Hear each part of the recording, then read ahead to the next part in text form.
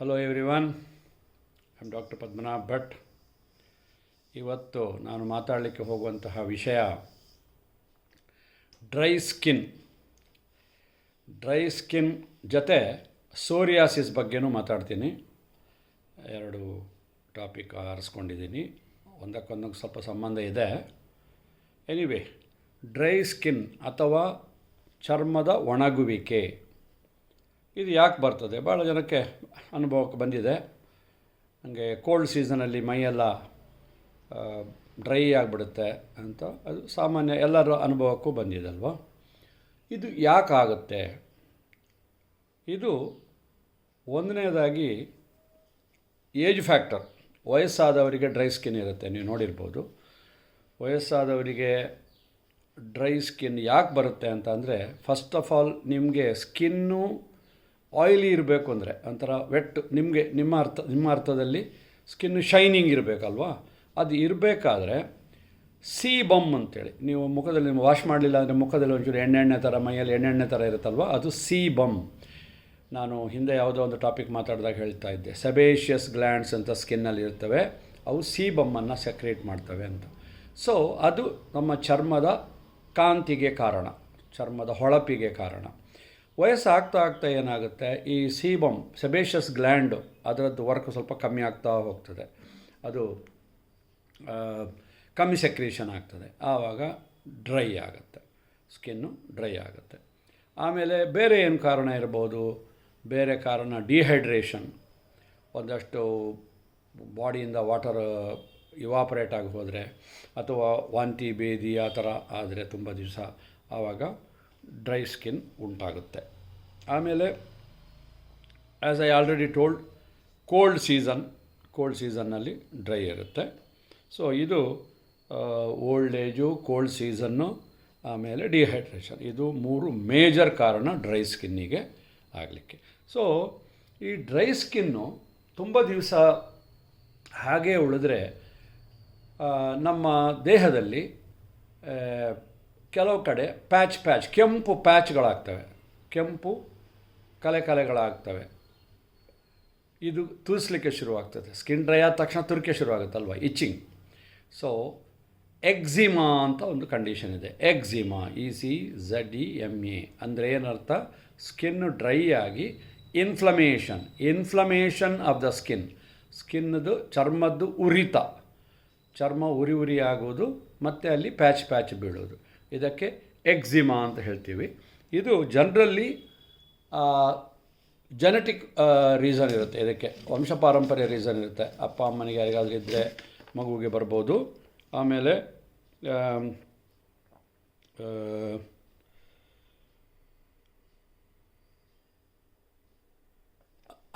ಇದು ಯಾವಾಗ ಅಗ್ರವೇಟ್ ಆಗುತ್ತೆ dry skin? Eczema. Dry skin leads to eczema ಯಾವಾಗ ಅಗ್ರವೇಟ್ ಆಗುತ್ತೆ ಅಂತ ಅಂದರೆ, ಟೂ ಮಚ್ ಆಫ್ ಕಾಸ್ಮೆಟಿಕ್ಸ್, ಅಂದರೆ ತುಂಬ ಕೆಮಿಕಲ್ಸ್ ಇರುವಂತಹ ಸೋಪುನಲ್ಲಿ ಸ್ನಾನ ಮಾಡೋದು, ಅಥವಾ ತುಂಬ ಸ್ಟ್ರಾಂಗ್ ಆಗಿರುವಂತಹ ಶ್ಯಾಂಪೂಗಳು ಹಾಕ್ಕೊಳ್ಳೋದು, ಈ ಕಾರಣಗಳಿಂದ ಬರ್ಬೋದು. ಮತ್ತು ಕೆಲವು ಔಷಧಿಗಳು ಇದನ್ನು ಪ್ರೊಡ್ಯೂಸ್ ಮಾಡ್ಬೋದು. ನಿಮ್ಗೆ ಗೊತ್ತಿರೋ ಹಾಗೆ ಕೆಲವು ಔಷಧಿಗಳು ಚರ್ಮವನ್ನು ಡ್ರೈ ಮಾಡ್ತವೆ. ಡ್ರೈ ಮಾಡಿದ ಮೇಲೆ ತುರಿಕೆ ಶುರುವಾಗ್ತದೆ. ಅದೇ ಥರ ಎಕ್ಸಿಮಾ ಅನ್ನೋದು ಸ್ಕಿನ್ನದು ಇನ್ಫ್ಲಮೇಟರಿ ಕಂಡೀಷನ್ ಅಂದರೆ ಏನು? ಇನ್ಫ್ಲೇಮ್ ಅಂದರೆ ಉರಿ, so inflammatory condition. Eczema is an inflammatory condition of the skin due to dryness ಅಂತ ಒಂದು ಸೆಂಟೆನ್ಸಲ್ಲಿ ಇಂಗ್ಲೀಷಲ್ಲಿ ಹೇಳ್ಬೋದು.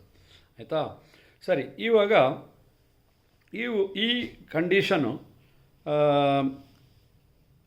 ಬೇರೆ ಕಾರಣ ಯಾವುದಿರ್ಬೋದು? ಬೇರೆ ಒಂದು ಹೇಳಿದೆ ನಾನು, ಡಿಟರ್ಜೆಂಟು, ಸೋಪ್ಸು, ಆಮೇಲೆ ಇದರಲ್ಲಿ ಅಟ್ಮಾಸ್ಫಿಯರಲ್ಲಿ ಇರುವಂತಹ ಸ್ಮೋಕ್, ಅದು ವಾಹನದ ಸ್ಮೋಕ್ ಆಗಿರ್ಬೋದು, ಯಾವುದೇ ಸ್ಮೋಕು, ಡಸ್ಟು, ಇದೆಲ್ಲ ಎಕ್ಸಿಮಾವನ್ನು ಇನ್ನೂ ಜಾಸ್ತಿ ಮಾಡುತ್ತೆ, ಉಂಟು ಮಾಡುತ್ತದೆ. ಮತ್ತು constant exposure to dust and smoke ಇನ್ನೂ ಜಾಸ್ತಿ ಆಗ್ತಾ ಹೋಗ್ತದೆ. ಸೊ ಹೀಗೆ ಡ್ರೈನೆಸ್ ಆಫ್ ಸ್ಕಿನ್ನಿಂದ ಒಂದು ಬರುವಂಥದ್ದು ಎಕ್ಸಿಮಾ.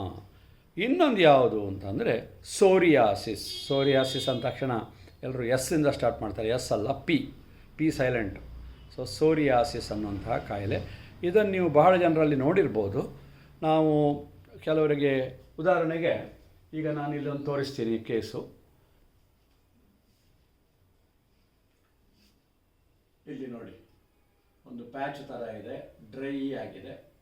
ಇದು ಟಿಪಿಕಲ್ ಒಂದು ಸೋರಿಯಾಸಿಸ್ ಕೇಸು. ಈ ಸೋರಿಯಾಸಿಸ್ ಕೇಸಲ್ಲಿ ಸೋರಿಯಾಸಿಸ್ ಅಂದರೆ ಏನು ಫಸ್ಟ್ ಅದನ್ನು ತಿಳ್ಕೊಳ್ಳೋಣ. ಸೋರಿಯಾಸಿಸ್ ಅಂದರೆ ಏನು ಅದನ್ನು ತಿಳ್ಕೊಳ್ಳೋಣ. ಸೋರಿಯಾಸಿಸ್ ಅಂದರೆ ಸ್ಕಿನ್ನು ಸ್ಕೇಲಿ ಆಗೋದು.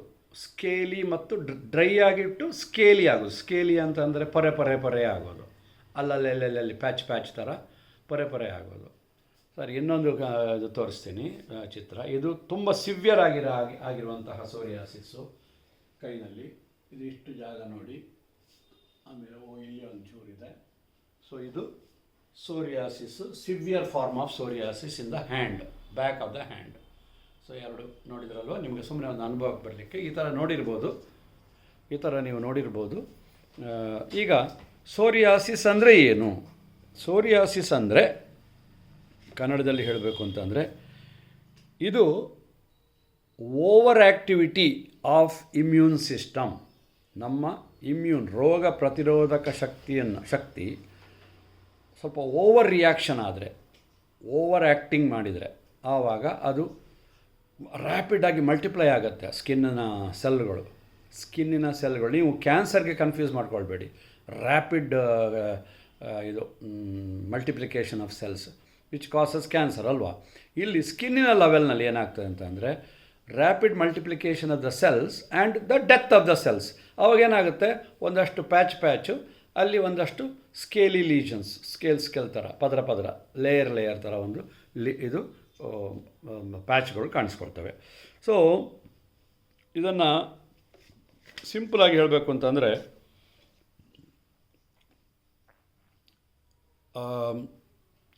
ಸ್ಕೇಲಿ ಮತ್ತು ಇಚ್ಚಿಂಗು ಇರ್ತದೆ, ಇಚ್ಚಿ ಫ್ಲೇಕ್ಸ್ ಇರ್ತದೆ.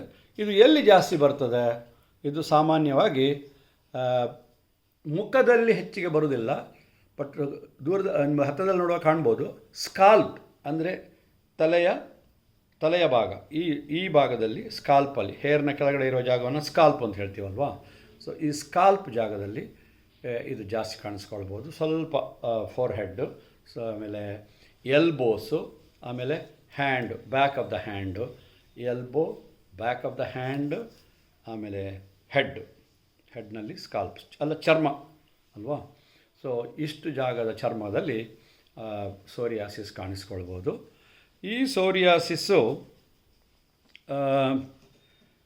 ಇದಕ್ಕೆ ಕಾರಣ ಆವಾಗಲೇ ನಾವು ಡ್ರೈ ಸ್ಕಿನ್ನಿಗೆ ಹೇಳಿದ ಕಾರಣವೇ ಇದಕ್ಕೂ ಕಾರಣ.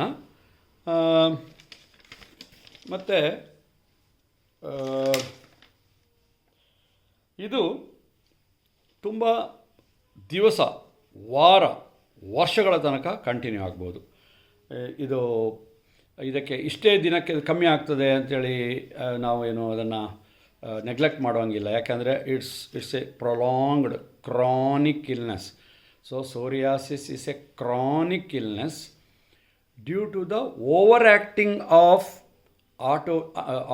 Immune system.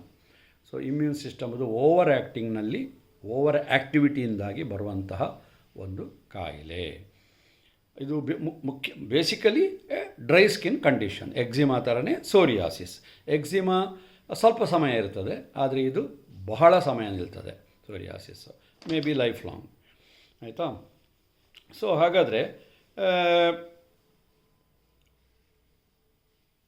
ಓಕೆ, ಸೋರಿಯಾಸಿಸ್ಗೆ ಇದು ಬಂದರೆ ಏನು ಮಾಡೋದು? ಇದು ಹೇಗೆ ಬರ್ತದೆ? ಏನು ಮಾಡೋದು? ಹೇಗೆ ಬರ್ತದೆ ಅಂತ ಇವತ್ತಿಗೂ ಯಾರೂ ಕಂಡುಹಿಡಿದಿಲ್ಲ. ಅದರ ಪಾಡಿಗೆ ಅದು ಬರ್ತದೆ. ಯಾವಾಗ ನಮ್ಮ ಇಮ್ಯೂನ್ ಸಿಸ್ಟಮ್ ಓವರ್ ರಿಯಾಕ್ಷನ್ ಮಾಡುತ್ತೆ ಅನ್ನೋದು ನಮ್ಗೆ ಗೊತ್ತಿಲ್ಲ. ಡ್ರೈ ಸ್ಕಿನ್ ಇರುವಂಥವರಿಗೆ ಇಮ್ಯೂನ್ ಸಿಸ್ಟಮ್ ಓವರ್ ಆ್ಯಕ್ಟಿವ್ ಆದರೆ ಸೋರಿಯಾಸಿಸ್ ಬರ್ತದೆ ಅಲ್ವಾ. ಸೊ ಇದು ಕೆಲವರು ಕೇಳ್ತಾರೆ, ಇದು ವಂಶಪಾರಂಪರ್ಯವ ಅಂತ. ಅದು ನನ್ನ ಅಬ್ಸರ್ವೇಷನ್ ಪ್ರಕಾರ ವಂಶಪಾರಂಪರ್ಯ ಅಲ್ಲ, ಒಂದು. ಎರಡನೇದು, ಇದು ಒಬ್ಬರಿಂದ ಒಬ್ಬರಿಗೆ ಹರಡುತ್ತದಾ ಅಂತ ಆನ್ಸರ್ ಇಲ್ಲ. ಆದರೆ ನನ್ನ ಎಕ್ಸ್ಪೀರಿಯನ್ಸ್ ಪ್ರಕಾರ, ನನ್ನ ವೈದ್ಯಕೀಯ ಅನುಭವದ ಪ್ರಕಾರ ನಾನು ನೋಡಿರುವಂತಹ ಒಂದೆರಡು ಕೇಸುಗಳು, ಗಂಡನಿಗೆ ಬಂದದ್ದು ಹೆಂಡತಿಗೆ ಬಂದಿದೆ, ಹೆಂಡತಿಗೆ ಬಂದ ಸೋರಿಯಾಸಿಸು ಗಂಡನಿಗೆ ಬಂದಿದೆ. May be prolonged contact for many years, ತುಂಬ ವರ್ಷ ಕಾಂಟ್ಯಾಕ್ಟಲ್ಲಿ ಇದ್ದರೆ ಬರಬಹುದು ಅನ್ನುವಂಥದ್ದು ನನ್ನ ಒಂದು ಅನಿಸಿಕೆ. ಆದರೆ ನಮ್ಮ ಥಿಯರಿನಲ್ಲಿ ನೋಡಿದರೆ no, it is not contagious, ಒಬ್ಬರಿಂದ ಒಬ್ಬರಿಗೆ ಹರಡುವುದಿಲ್ಲ ಅಂತ ಬಂದಿದೆ. ಬಟ್ ಇದು ನನ್ನ ಅನುಭವದ ಮಾತಲ್ಲಿ ಹೇಳ್ತೀನಿ. ಯಾಕಂದರೆ ಇದು ಮೆಡಿಕಲ್ ನಾಲೆಜ್ ಪ್ಲಸ್ ನನ್ನ ಎಕ್ಸ್ಪೀರಿಯನ್ಸ್ ಸೇರಿಸ್ಬಿಟ್ಟು ನಾನು ಮಾತಾಡೋದು ಯಾವಾಗಲೂ. ಸೊ ಹಾಗಾದರೆ ಸೋರಿಯಾಸಿಸ್ಗೆ ಇದಕ್ಕೆ ಔಷಧಿ ಏನಿದೆ, ಔಷಧಿ ಏನು ಅಂತ ನೀವು ಕೇಳ್ಬೋದು.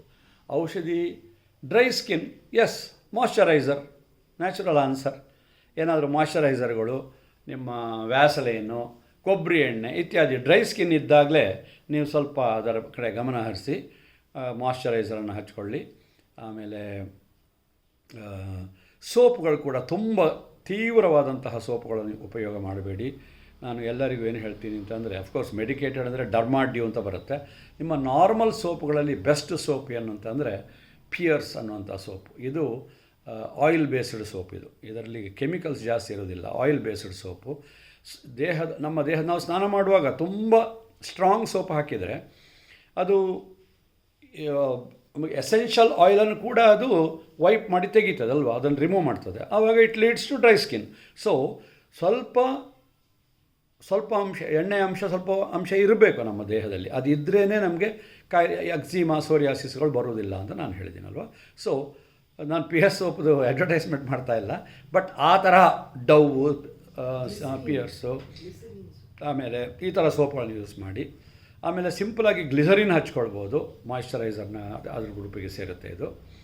ಸೊ ಈ ಥರ ಎಲ್ಲ ಮಾಡೋದರಿಂದ ಇದಾಗ್ತದೆ. ಆಮೇಲೆ ಶ್ಯಾಂಪು ಕೂಡ ಅಷ್ಟೇ, ತುಂಬ ಕ್ಷಾರಯುತವಾದಂತಹ ಶ್ಯಾಂಪು ಬೇಡ, ಲೈಟ್ ಆಗಿರುವ ಶ್ಯಾಂಪು. ಹಿಂದಿನ ಕಾಲದಲ್ಲಿ ಸೀಗೆ ಪುಡಿ ತಲೆಗೆ ಹಾಕ್ತಾಯಿದ್ರು, ಆಮೇಲೆ ಶಿಕಾಕಾಯಿ ಶಾಂಪು ಅಂತ ಬಂತು. ಸೊ ಆ ಥರ ಹಳೆಯ ಕಾಲದ ಇದು ಭಾಳ ಒಳ್ಳೆಯದು. ನಾನು ಯಾವಾಗಲೂ ಹೇಳ್ತೀನಿ, ನಾವು ಆಧುನಿಕತೆ ಜಾಸ್ತಿ ಆದಷ್ಟು ನಮಗೆ ಚರ್ಮದ ಕಾಯಿಲೆಗಳು, ಎಲ್ಲ ಕಾಯಿಲೆಗಳು ಬರ್ತಾ ಇವೆ ಅಂತ ಹೇಳಿಬಿಟ್ಟು. ಆಮೇಲೆ ಸೋರಿಯಾಸಿಸನ್ನು ಯಾವುದು ಜಾಸ್ತಿ ಮಾಡುತ್ತೆ ಅಂದರೆ ಇದು ಸೋಪುಗೆ ಇತ್ಯಾದಿ ಅಲ್ಲದೆ ಕೆಲವು ಹ್ಯಾಬಿಟ್ಸ್ಗಳು. Smoking increases psoriasis. So smoke ಮಾಡೋರು, ಟೊಬ್ಯಾಕೊ ಚೂ ಮಾಡೋರು ದಯವಿಟ್ಟು ಸ್ಟಾಪ್ ಮಾಡಿ, ಸೋರಿಯಾಸಿಸ್ ಇದ್ದರೆ, ಆಯಿತಾ. ಆಮೇಲೆ ಸೋರಿಯಾಸಿಸ್ ಬಗ್ಗೆ ಇನ್ನೊಂದು ವಿಷಯ ಏನಪ್ಪ ಅಂತಂದರೆ, ಇದು ಜನರಲ್ಲಿ ಒಬ್ಬರಿಂದ ಒಬ್ಬರಿಗೆ ಹರಡೋದಿಲ್ಲ, ಹಾಗೆಯೇ ಸೆಕ್ಷುವಲ್ ಟ್ರಾನ್ಸ್ಮಿಷನ್ ಕೂಡ ಆಗೋದಿಲ್ಲ ಅಂತ ಥಿಯರಿ ಪ್ರಕಾರ ಹೇಳ್ತಾರೆ. ಪ್ರಾಕ್ಟಿಕಲ್ ಆಗಿ ನನಗೆ ಗೊತ್ತಿಲ್ಲ ಹೆಚ್ಚಿಗೆ, ಬಟ್ ಯಾವುದರಿಂದ ಬಂದದ್ದು ಗೊತ್ತಿಲ್ಲ. ಆದರೆ ನನ್ನ ಸರ್ವೀಸ್ನಲ್ಲಿ ಒಂದು 2-3 ಕೇಸ್ ನೋಡಿದ್ದೀನಿ, ವ್ಯಾರಿನ್ ಗಂಡನಿಗೆ ಬಂದದ್ದು ಹೆಂಡತಿಗೆ ಅಥವಾ ವಯಸ್ಸು ವರ್ಷ, ಹೆಂಡತಿಗೆ ಬಂದದ್ದು ಗಂಡನಿಗೆ ಬಂದದ್ದು ನೋಡಿದ್ದೀನಿ. ಇಬ್ಬರಿಗೂ ಇರುವಂಥದ್ದು ನಾನು ನೋಡಿದ್ದೀನಿ. ಅದು ಸೆಕ್ಷುವಲಿ ಟ್ರಾನ್ಸ್ಮಿಟೆಡಿಂದ ಬಂದಿರೋ ಅದು ವಿಷಯ ನನಗೆ ಗೊತ್ತಿಲ್ಲ ಅಂದರೆ ಗೊತ್ತಿಲ್ಲ, ಅಷ್ಟೇ, ಮುಗಿದೋಯ್ತು. ಹೆಚ್ಚಿಗೆ ಗೊತ್ತಿಲ್ಲದಿರೋ ವಿಷಯ ಹೆಚ್ಚಿಗೆ ನಾನು ಮಾತಾಡೋಕ್ಕೆ ಹೋಗಲ್ಲ. ಸೊ ಹಾಗಾದರೆ ಟ್ರೀಟ್ಮೆಂಟ್ ಏನು? ಟ್ರೀಟ್ಮೆಂಟ್ ಇಷ್ಟೇ: ಮಾಯ್ಶ್ಚರೈಸರ್, ಆಮೇಲೆ ಗ್ಲಿಸರಿನ್ ಬೇಸ್ಡ್ ಸೋಪ್, ಆಮೇಲೆ ಕ್ಷಾರರಹಿತ ಶ್ಯಾಂಪು, ಆಮೇಲೆ ನೀವು ಡರ್ಮಟಾಲಜಿಸ್ಟ್ಗಳ ಹತ್ರ ಹೋದರೆ ನ್ಯಾಚುರಲಿ ಸ್ಟಿರಾಯ್ಡ್, ಕಾರ್ಟಿಕೋಸ್ಟಿರಾಯ್ಡ್ ಗ್ರೂಪ್. ಸ್ಟಿರಾಯ್ಡ್ಸ್ ಅಂತ ನೀವು ಕೇಳಿರ್ಬೋದು. ಸ್ಟಿರಾಯ್ಡಾ ಅಂತ ಕೇಳ್ತಾರೆ ನಾನು ಏನು ಮಾತ್ರೆ ಬರ್ಕೊಟ್ರು. ಸೊ ನಾವು ಡಾಕ್ಟ್ರುಗಳು ಹೊಟ್ಟೆ ಒಳಗೆ ತಗೊಳ್ಳಿಕ್ಕೆ ಸ್ಟಿರಾಯ್ಡ್ಗಳನ್ನು ನಾವು ಕೊಡೋದಿಲ್ಲ. ಅಂದರೆ ಓದಿರುವ, ಕಲಿತಿರುವ, ಅನುಭವಸ್ಥ ಡಾಕ್ಟ್ರುಗಳು ಸ್ಟಿರಾಯ್ಡನ್ನು ಮಾತ್ರೆ ರೂಪದಲ್ಲಿ ಯಾವತ್ತೂ ಕೊಡಲ್ಲ. ಅನ್ಲೆಸ್ ಸಪೋಸ್ ಒಬ್ಬನಿಗೆ ಸಿವಿಯರ್ ಬ್ರಾಂಕಿಯಲ್ ಆಸ್ಮಾ, ಆವಾಗ ಇಂಟರ್ನಲ್ ಆಗಿ ತಗೊಳ್ಳೋಕ್ಕೆ ಪಫ್, ಇದು ಇನ್ಹೇಲರು, ಅದು ಸ್ಟಿರಾಯ್ಡ್ಸ್ ಕೊಡಬಹುದು. ಬೇರೆ ಯಾವುದೇ ಇದರಲ್ಲಿ ಕಮ್ಮಿ ಆಗಲಿಲ್ಲ ಅಂದರೆ ಆವಾಗ ಅದರಲ್ಲಿ ಕೊಡ್ಬೋದು. Steroid is the last resort, not first resort. Steroid is A last resort.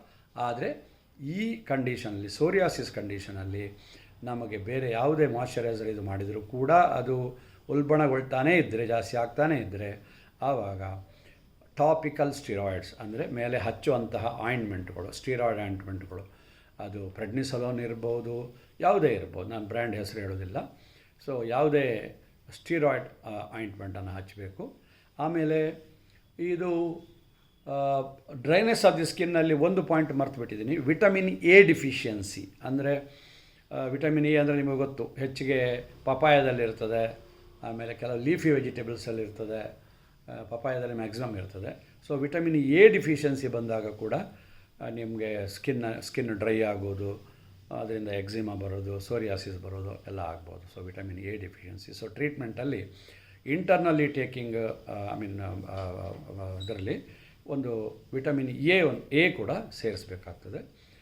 ಇಂಟರ್ನಲ್ಲಿ vitamin A, externally steroid ಆಯಿಂಟ್ಮೆಂಟ್ಗಳು. ಆಮೇಲೆ ಆದಷ್ಟು exposure to dust and smoke ಮಾಡಬೇಡಿ. ಇದು ಸೋರಿಯಾಸಿಸ್ ಬಗ್ಗೆ ನನಗೆ ಗೊತ್ತಿರುವ ಅಲ್ಪ ಜ್ಞಾನ, ಆ ಅಲ್ಪ ಜ್ಞಾನವನ್ನು ನಿಮ್ಮೊಳಗೆ ಹಂಚಿಕೊಂಡಿದ್ದೀನಿ.